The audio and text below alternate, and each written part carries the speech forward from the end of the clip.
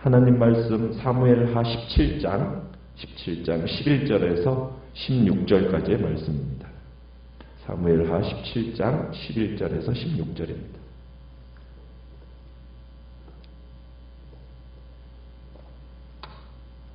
사무엘하 17장 11절입니다. 나는 이렇게 계략을 세웠나이다. 온 이스라엘을 단부터 브엘세바까지 바닷가에 많은 모래같이 당신께로 모으고 친히 전장에 나가시고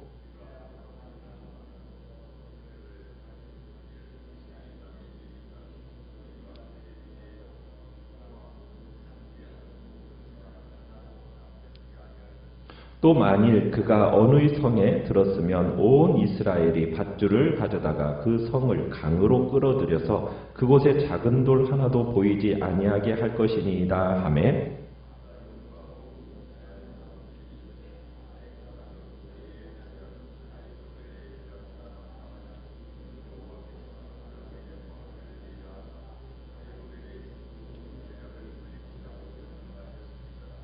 이에 후세가 사독과 아비아달 두 제사장에게 이르되 아히도벨이 압살롬과 이스라엘 장로들에게 이러이러하게 계략을 세웠고 나도 이러이러하게 계략을 세웠으니 이제 너희는 빨리 사람을 보내 다윗에게 전하기를 오늘 밤에 광야 나루터에서 자지 말고 아무쪼록 건너가소서 하라. 혹시 왕과 그를 따르는 모든 백성이 몰사할까 하노라 하니라. 아멘. 오늘 말씀의 제목은 후세의 모략과 압살롬의 선택이라는 제목으로 말씀을 나눕니다. 아히도벨이 압살롬에게 다윗의 피난 행렬을 즉시 덮쳐서 괴멸시켜버리자라는 모략을 내놓았습니다. 그러면서 아히도벨이 자기가 직접 진두지휘를 추격대를 진두지휘시켜서 지금 오합지졸을 데리고 지금 북상하고 있는 다윗의 이 피난 행렬을 급습하겠다고 이제 말하고 있는 거예요. 그러나 압살롬은 이 아히도벨의 책략을 듣고 난 후에 혹시나 하는 마음으로 다른 한 사람을 찾죠. 누구를 찾았습니까? 후세를 찾았습니다. 압살롬은 이 아렉 사람 후세의 모략도 들어보자고 이렇게 제의를 한 겁니다. 후세가 아버지 다윗에 대해서 더 많은 것을 알고 있다고 생각했기 때문이겠죠. 압살롬은 후세에게 아히도벨의 모략이 이러이러하다 하면서 대강 일러주면서 후세 너의 의견이 어떤가 하고 말해보라고 요청을 한 겁니다. 후세가 그 책략을 들려주니까 후세는 깜짝 놀랐겠죠. 그러면서 이제 후세는 나름대로 이 아히도벨의 책략에 대해서 옳기는 하지만 너무 이 다윗에 대해서 과소평가했다. 다윗이 어떤 사람이냐? 역전의 용사요. 야전사령관 출신이지 않는가?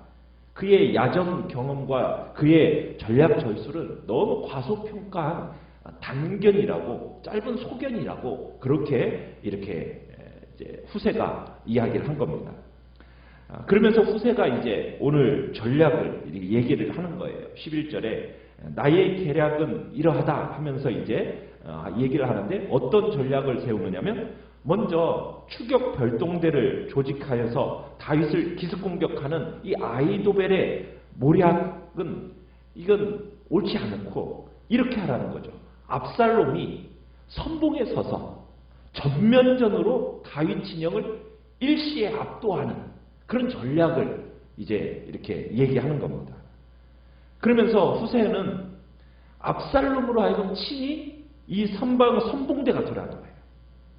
그래서 11절에 보면 단부터 시작해서 브엘세바에 이르기까지 바닷가에 많은 모래 같은 온 이스라엘 백성들을 모아서 이 친히 전장에 나가라.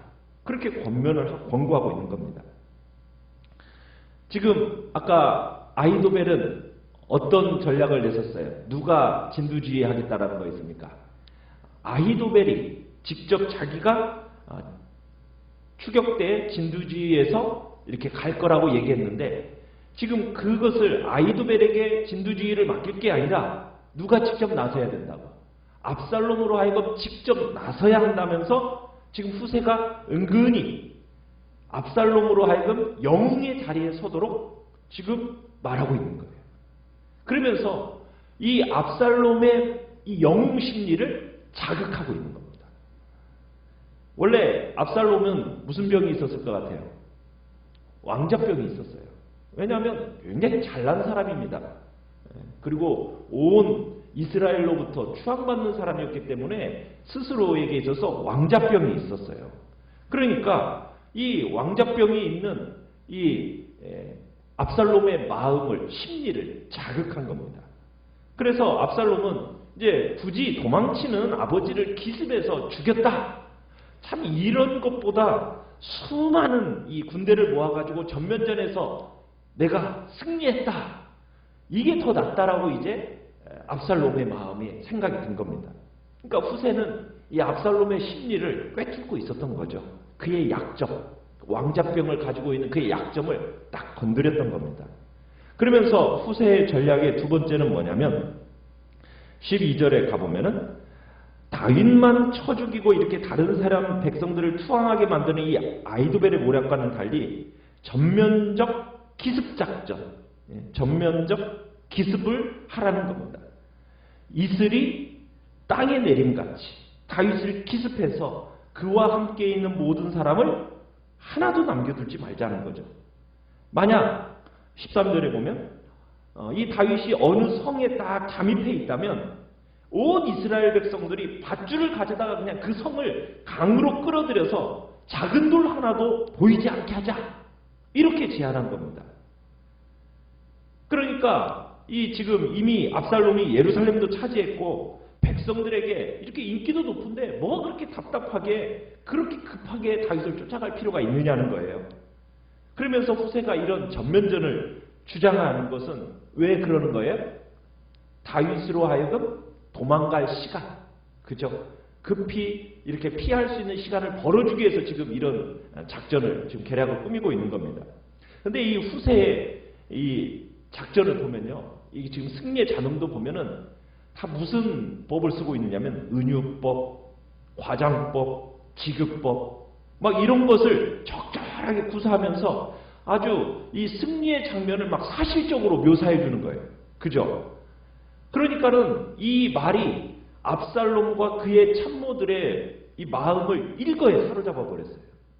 그래서 14절에 가보면은 압살롬과 온 이스라엘 사람들이 아렉 사람 후세의 계략이 아히도벨의 계략보다도 더 낫다. 이렇게 판단하게 이르게 되는 겁니다. 자, 그러면서 후세가 이 교묘한 책략을 압살롬에게 베푼 후에 이제 취한 행동이 무엇입니까? 15절, 16절에 가보면은 후세가 압살롬으로부터 들었던 이 1급 군사 비밀을 이제 누구에게 전달해 주려고 해요? 다윗에게 전달해 주려고 하는 거예요. 참 압살롬은 이 후세를 믿었던 것이 어떻게 보면 결국 자신의 무덤을 파게 된 겁니다. 다윗은 미리 이제 후세에게 정보 전달 방법을 알려줬었잖아요. 누구에게 먼저 전화하고라고 그랬어요? 예루살렘 안에 있는 제사장, 그죠? 제사장들에게 먼저 두 제사장 사독과 아비아달에게 딱 전하고, 그러면은 제사장들은 누구에게 알려줘요? 그들의 아들 요나단과 아히마스에게 딱 알려주면 그들이 다윗에게 알려주는 그런 이제 정보 전달 방법을 이미 가지고 있었거든요. 그래서 이제 그 내용을 다윗에게 급히 전달할 수 있도록 후세가 부탁을 한 겁니다. 왜냐하면 압살롬이 어떻게 변할지 모르니까. 혹시나 또 아히도벨의 이 모략이 채택이 되면은 어떻게 돼요? 다윗이 죽거든요. 그러니까 그것을 대비해 가지고 다윗을 피신시키려고 했던 겁니다. 그래서 후세는 이 두 제사장에게 빨리 사람을 보내 가지고 오늘 밤에 이 광야 나루턱, 요단 광야 나루턱에서 자지 말고 빨리 건너가라고 그렇게 권고를 하는 겁니다. 혹시나 이 아히도벨로 인해서 추격으로 인해서 왕과 그를 따르는 모든 사람이 이 몰사할까 이 염려가 된다라고 덧붙인 거예요. 자, 그런데 여러분 사무엘서 기자가 압살롬이 아히도벨의 모략을 거절한 것이 왜 그랬다라고 14절에 얘기하고 있습니까? 여호와께서 하죠. 이는 여호와께서 압살롬에게 화를 내리려 하사 이렇게 얘기하고 있어요. 그러니까 하나님께서 아히도벨의 모략을 거절하게 하신 것은 하나님께서 압살롬에게 화를 내리려는 의도가 작용했기 때문이다. 이렇게 기록을 하고 있어요. 하나님께서 압살롬을 망하게 하시려고 아히도벨의 이 좋은 계략이 거부당하게 하셨다라는 거예요. 그렇게 작정하셨다. 이렇게 설명을 하고 있어요. 우리는 모든 역사 뒤에 누구의 손길이 있다는 걸 기억해야 됩니까? 하나님의 손길이 있다라는 것. 하나님의 손길이 이 역사 뒤에서 움직이고 있다라는 것을 우리는 기억해야 돼요. 하나님이 주장하시는 멸망의 징후가 뭐냐? 나쁜 모략이 좋은 모략을 이기는 현상입니다. 좋은 모략이라는 게 뭐겠어요? 상황 적용이 좋은 거예요. 상황에 이게 적용하기에 좋은 겁니다. 성공 가능하고 신속하게 실행이 가능한 것이 좋은 모략이에요. 나쁜 모략은 뭐냐면 비현실적인 어떤 현실 분석에 입각해가지고 전쟁을 어떻게 보면은 성공 가능성이 낮은 도모가 나쁜 모략이에요. 자, 그러면은 누구의 모략이 좋은 모략이고 누구의 모략이 나쁜 모략입니까? 우리가 볼 때 아히도벨의 모략이 좋은 모략인 거예요. 왜냐하면 이것은 정말 상황적으로 적용이나 성공 가능성이나 실행 가능성이 신속한 거거든요. 그에 비해서 후세의 모략은 어때요? 말은 참 좋아요. 듣기는 참 좋아요. 그런데 그 적용 가능합니까? 어떻게 이슬같이 내립니까? 어떻게 밧줄로 묶어다가 그냥 강에다 빠뜨리기를 그럴 수 있는 게 아니잖아요. 그러니까 이 후세의 모략이라는 것은 어떻게 보면은 정말 나쁜 모략인 거예요. 정말 전쟁을 수행할 만하고 단호하고 확실한 100점짜리는 이 아히도벨의 모략인 겁니다. 자, 그런데 지금 이 주도 면밀하게 막 하는 것 같은 이 나쁜 후세의 모략이 지금 압살롬과 그의 참모들에게는 훨씬 더 좋은 모략으로 보였다는 거예요. 그 이유가 뭐예요? 하나님께서 그 분별력을 박탈해 버리셨기 때문에. 분별력이 박탈되니까 하나님의 제가가 안 나면요 실현될 수가 없는 거예요. 그러니까 하나님의 그 분별력 박탈 때문에 압살롬은 좋은 모략과 나쁜 모략을 분간할 재간이 없어져 버린 겁니다. 그러니까 한 나라, 한 왕족, 또 한 회사 이런 명운들은요 나쁜 모략을 거절하고 좋은 모략을 분별해서 채택하는 그런 예지력에 달려있다고 그래요.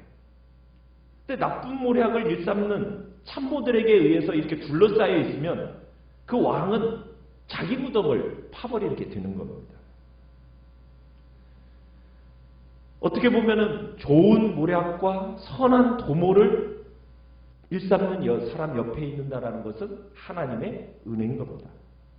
지금 압살롬은 어떻게 보면은 자기가 승리할 수 있는 좋은 모략을 거절하고 정말 자기가 패배할 수밖에 없는 그 나쁜 모략을 쉽게 혹하게 됐어요. 이건 이상한 것이 아니에요. 하나님의 작정이 있었기 때문에 그런 선택이 있었겠죠. 그러면서도 또한 우리의 책임 있는 모습이 있습니다. 복 있는 사람은 어떤 사람입니까? 악인의 꾀, 악인의 모략을 따르지 않죠. 어떻게 하면 악인의 도모를 따르지 않을 수 있게 된다라고 시편 1편에서는 얘기하고 있습니까? 여호와의 율법을 즐거워하여 그 율법을 주야로 묵상하는 사람만이 악한 도모를 쉽게 배척할 수 있는 분별력을 기를 수 있다는 거죠. 그런데 압살롬은 이미 무엇을 버린 자입니까? 하나님의 율법을 버린 자였기 때문에 이런 어리석은 도모를 따르지 않을 수가 없었던 거예요. 인생이라는 것은 내 논리, 내 생각대로 되지가 않아요. 아무리 합당하고 아무리 상식적이라고 하더라도요. 하나님이 제가하시지 않으면 다 무산되고 마는 겁니다. 그러니까 그 뒤에는 반드시 영적인 뭔가가 있어요. 지략이 뛰어나다고 해서 승리하는 게 아니거든요. 하나님의 은혜를 만나요. 하나님의 은혜. 그러니까 다윗은 지금 하나님의 은혜를 만남으로 말미암아 승리의 길을 걸어가고 있는 거예요. 다윗은 고난에 고난을 겪어내면서 자기의 죄를 보고 자기의 연약함을 확인했잖아요. 그러면서 아히도벨이 압살롬과 함께 모반했다 이 소식을 들으니까 그가 제일 먼저 한 게 뭐라고 그랬어요? 기도했어요. 여호와여, 원하옵건대 아히도벨의 모략을 어리석게 하옵소서. 하나님께 맡기고 하나님께 기도하고 그 기도가 지금 이루어지고 있는 거예요. 이루어지고 있는 거예요. 기도를 들으신 하나님께서 그 아히도벨의 그 뛰어난 계략을 무용지물로 만들어 버리시는 거거든요. 주님 앞에서 우리는 신앙인으로 살아간다 할 때 올바른 상황 분별력이 필요합니다. 그 상황 분별력, 우리가 하나님 앞에서 바르게 자라가는 것이 굉장히 중요해요.